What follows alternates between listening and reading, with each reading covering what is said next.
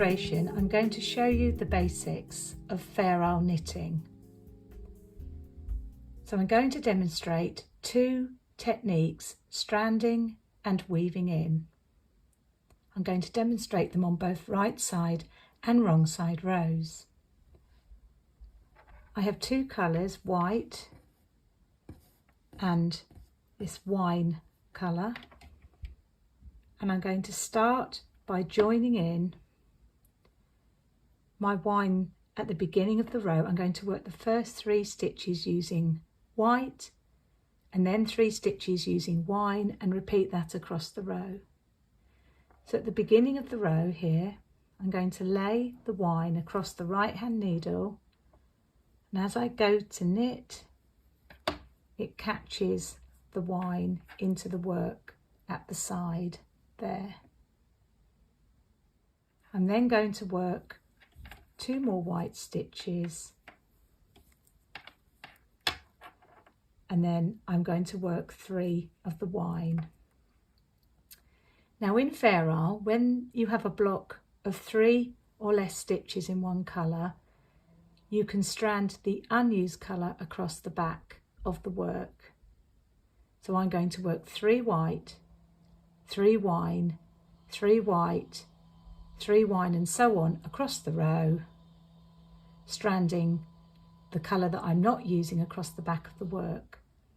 Now my white is going to be my dominant colour, and that means that I pick that up from on top. My wine is my secondary colour, and I'm going to pick that up from underneath. And that system of over and under will stop my yarns from tangling. So I'm picking up my wine from underneath, I'm working 3 stitches, dropping that back down, picking up the white from on top, letting that just strand across the back of those 3 stitches, and working 3 stitches in white, picking up the wine from underneath and working 3 stitches, dropping the wine down, picking up the white from on top and working 3 stitches. And as you can see, if I use this over and under system, at the end of the row, the yarns remain untangled. Keep the stitches on the right hand needle spread out to the correct width all the time that you're working, to ensure that the strands at the back sit flat and don't bunch up. Okay, so I'm on my last 3 stitches now of white, and on the very last stitch, just to make the end really neat and secure, I'm going to work that last stitch using both yarns. Remember that that then is 1 stitch, 2 strands of yarn, but 1 stitch. Okay, so as I turn back, I'm going to repeat that row, but with the wrong side facing. So just make sure at the beginning, yarn's untangled, move my white towards the top, my wine colour towards the bottom here. So as I pick them up, they will remain untangled. Pick up and work 3, pull nice and firmly there, 3 cream stitches, 3 wine stitches, wine from underneath, so drop that down, white from on top, so drop that over the top of the needle, 3 burgundy or wine, 3 white, 3 wine, making sure the stitches on the right hand needle are spread to the correct width. Just make sure you do that, otherwise you could get puckering.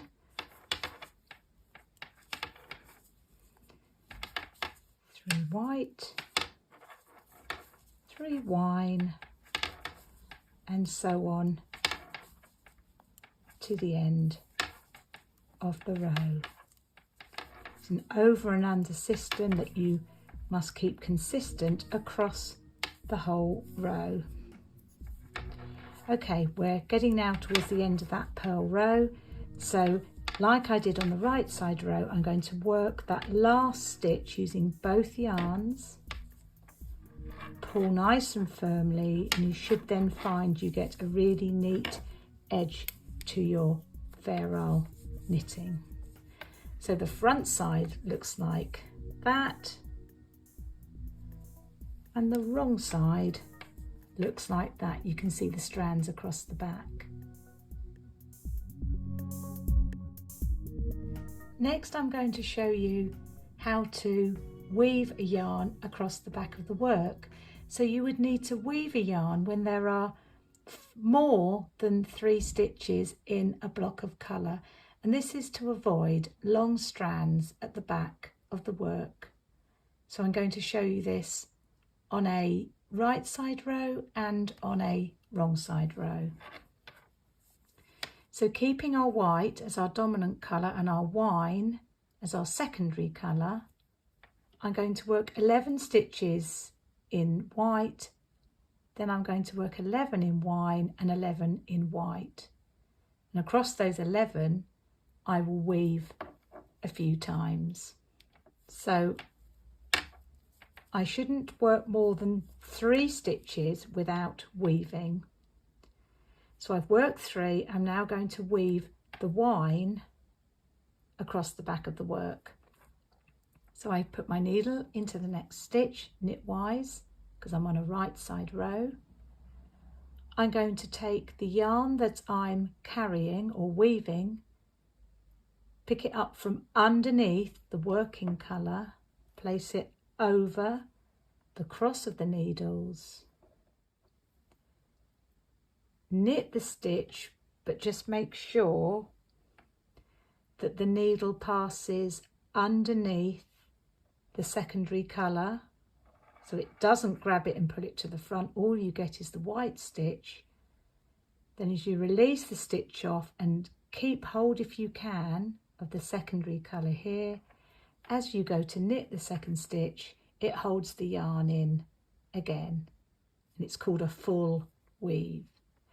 Okay, so I could work another 2 or 3 stitches and then weave again. So needle into stitch, yarn over the cross of the needles I'm carrying, knit the stitch, bring the new stitch through, drop the old stitch and the carried yarn off to the back, and as you knit the next stitch, the colour you're weaving weaves in or holds in again at the back of the work. So I think there, 1, 2, 3, 4, 5, 6, 7, 8, 9, 10. I've done my 11 stitches and I've carried the wine yarn across the back. Now I'm going to swap. So my secondary colour now is going to be the colour which is going to be worked with, and the white is going to be carried. So still picking up the secondary colour from underneath, I'm going to knit 3 stitches. Now, although white is the dominant colour, when it's carried, it must come from under, otherwise the technique won't work. So regardless of what it's done across the row so far, when it's being woven, it must be picked up from underneath. So it's picked up from under the working colour, across the needle points as before, around with the working colour, bring the wine stitch through, work 1 more stitch, and the white will carry across the back of the work. Okay, let's do that again.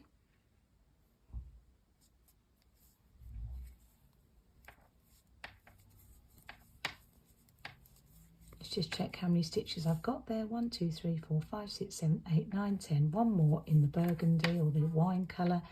Then I'm going to resort back to the Simply White yarn being on top, the wine being on the bottom, and the wine being carried again. So 1, 2, 3 stitches,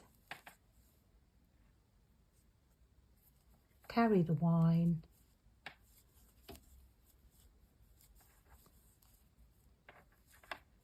carry the wine again,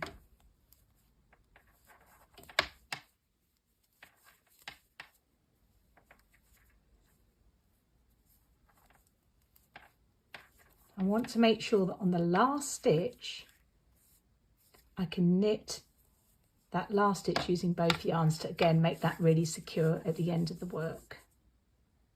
Okay, so the back of the work looks like this. This is where the weaves have happened here. Okay, on a wrong side row weave then. I'm going to keep the stitches in the same sequence, so I'm going to work no more than 3 stitches. I'm going to work 3, then I'm going to weave the wine. So the colour that's being woven goes over the cross of the needles. Hold it if you can up here, high up, so that as you go to knit, or purl rather, as you go to purl, you bring the new stitch through, you drop the stitch you've worked and the yarn that you're weaving off to the back, but you bring the yarn that you're weaving forward and purl again, and you get that full weave happen. Okay, so I'm going to work another couple of stitches and then weave again. So the yarn that's being woven comes from beneath, lower down than the working colour. Very important, otherwise it won't work.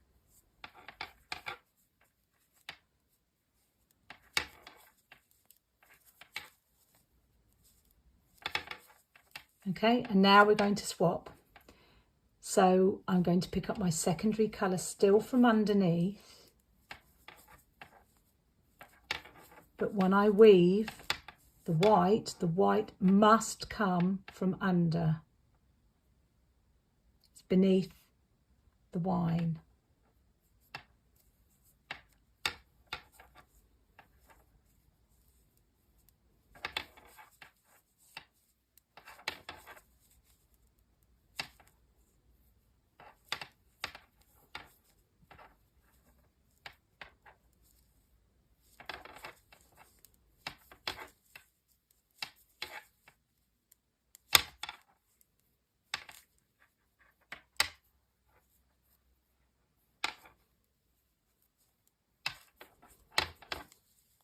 Okay, then for this final section, I'm going to change back to white being on top and wine being under.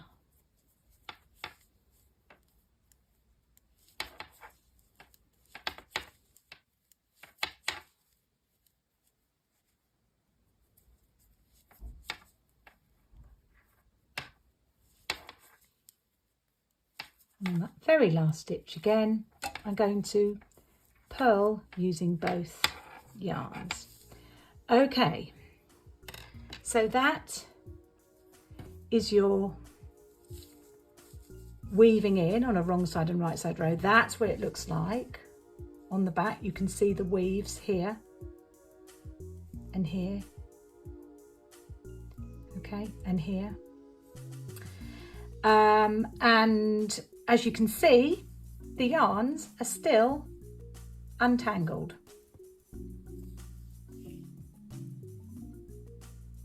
Okay, so that's your weaving in and stranding, which are the basics of all your Fairsle knitting.